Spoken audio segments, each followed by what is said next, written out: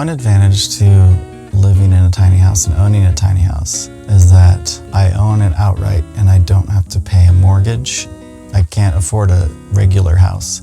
I do pay rent, but it's way less than if I was to try to rent a similar kind of situation. I like the part of it that allows me to live alone, but next to friends and community, and have my own space, but also share space with friends. It also gives me something to tinker with and work on and improve bit by bit, and I can do whatever I want to it, and I don't have to ask anyone or have a meeting to discuss what we're gonna do. Just do it. Have a meeting in my head.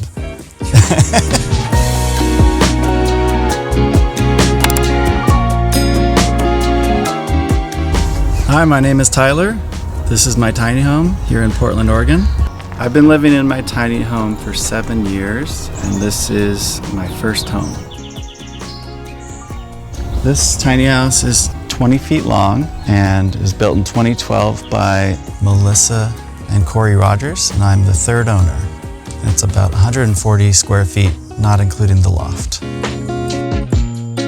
So I pay $600 a month for this tiny house parking space, and the utilities are not included. I track my water usage and power usage, and then I'm able to only pay what I use. So this is the porch, and it came with the house, and I have to completely deconstruct it and rebuild it every time I move. Every spot I've lived, I've dug out the grass and put in gravel, and for the gravel and the porch I use river rock, which makes very nice for drainage and walking on. Out here is where I store my firewood to keep it dry.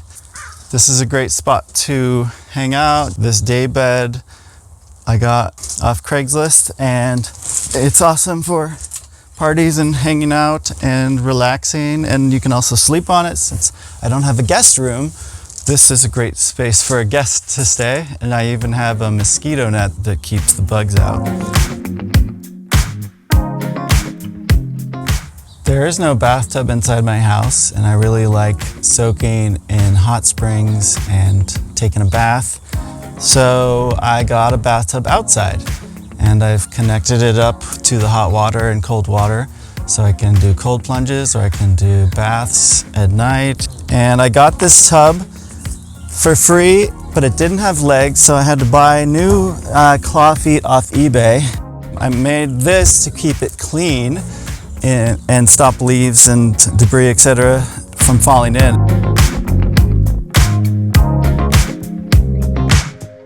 Come on inside and check it out.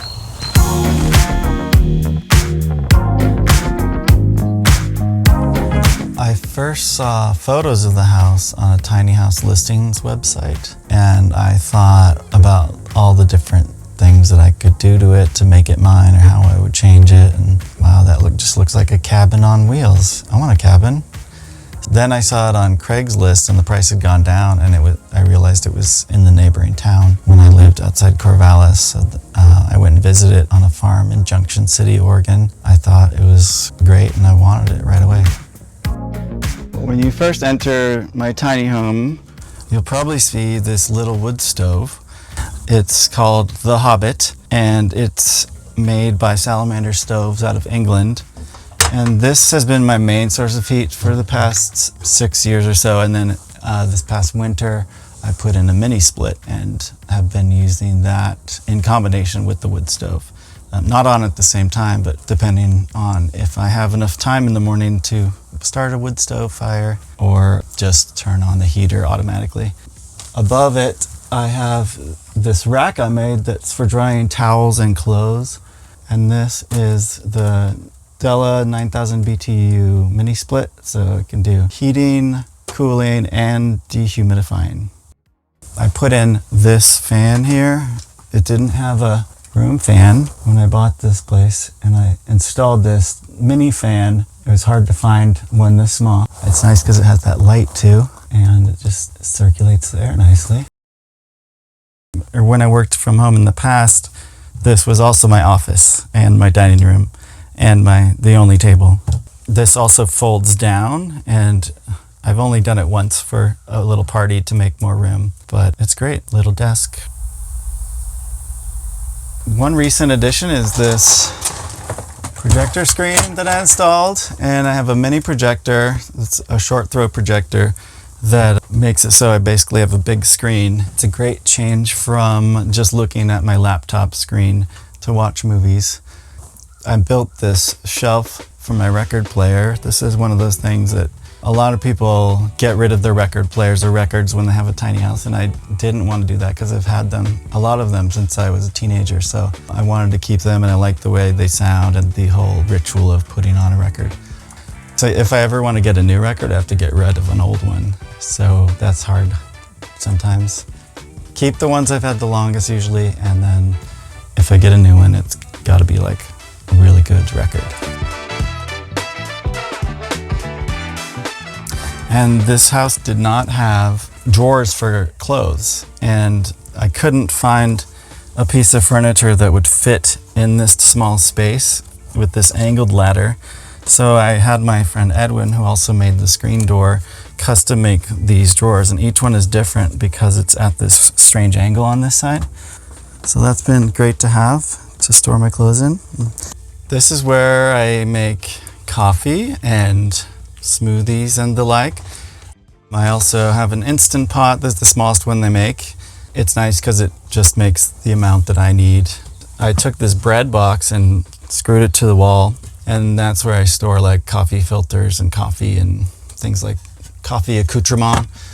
Tiny fridge. It's nice because it does have a freezer. The house did not have any ventilation for the stove when I bought it. So I put in this tiny vent hood, and I like that it has a light, it has a powerful fan. Whenever I'm cooking on this 3-burner propane stove, it takes all the fumes and steam and smoke or anything and gets it out of here quickly, which is really important in a tiny house in a small space. And below the 3-burner propane stove, I have a toaster oven air fryer combo. That's been great to be able to air fry things, or just toast or even bake things. A lot of storage of pots and pans and things like that. I really like these built-in shelves. So I've got tea and spices. This is the only sink I have, so I use it for everything. Brushing teeth, hand washing, washing vegetables, washing dishes. I don't need a dishwasher, I am the dishwasher. And I have a little mirror right here that's a medicine box. Yeah, I can trim my beard and cut my hair all right here. Hi. So this bathroom, when I bought it, it did not have doors. I just took some closet doors and cut them down to size and put them on these cafe hinges, they're called. And it's great. The shower, it's got hot water and cold water, and it's just got the same stuff that's on my roof for the walls, which is great. Also, a clock, so I'm not late for work. This window, instead of doing like a frosted glass for privacy, I got this Lily faux stained glass and put it on, and then for the upper part, I took an X-Acto knife and cut out pieces so I could still look out the window and get some more light. And then here's the composting toilet. There's just a bucket in there with sawdust, and I have a little broom here. The sawdust gets, spreads around. Fill this with sawdust and keeps the smell down and helps it compost. And got a little hair dryer. Does your tiny house have hair dryer? Hotel style, mounted to the wall. Then more built-in tiny shelves. And then this is something that I added because it didn't have ventilation when I bought it. I used to put a giant box fan in the window to ventilate, but now I have a light and a fan built in. It's this Panasonic model that fits between 2x4s, and it's very narrow, which was perfect. So I had to drill a hole out for that one. Really happy that I put it in. Helps keep the moisture down, and it's one of the best things I've added to the house. So this is the loft, this is where I sleep, and there used to be a skylight above the bed, but it leaked, and leaking roof is not a good thing.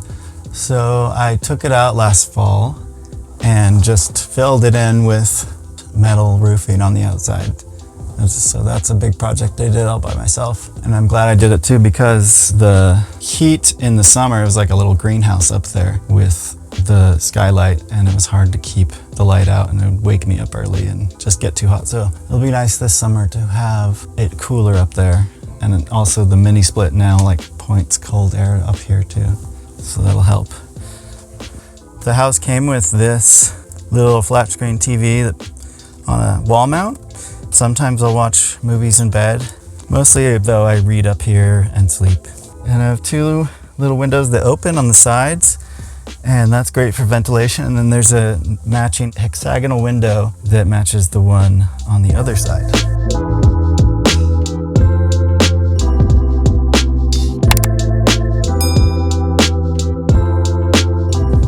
I like having other people on the same lot or on the same land as me, because it's like having roommates, but I get to keep the kitchen as clean as I want it, or as dirty as I want it.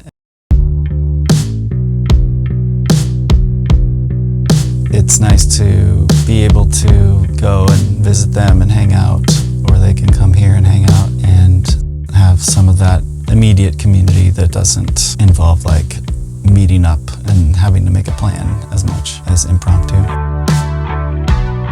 I think my favorite part about owning a tiny house and living in one is the independence that it gives me and the flexibility for movement.